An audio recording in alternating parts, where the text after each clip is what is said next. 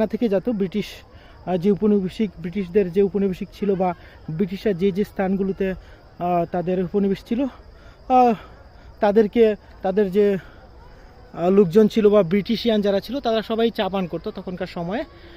তখন এই চা তারা চায়না থেকে ইনপুট করে নিত তখনকার সময়ে, তারা স্বর্ণ বা রূপ মুদ্রা দিয়ে।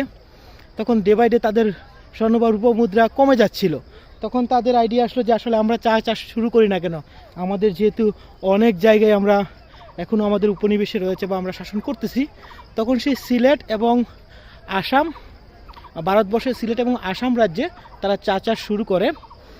এটা একটা চা বাগান। তখনকার সময়ে এটা শুরু হয়েছিল, বাংলাদেশ স্বাধীন হওয়ার পর বাংলাদেশ সরকার এটাকে অধিগ্রহণ করে নেয়। সো আসলে সবাই যুগের পর যুগ নিজের প্রয়োজনে নতুন নতুন বিজনেস আইডিয়া খুঁজে পায়। এটা একটি জ্বলন্ত উদাহরণ যে তাদের নিজের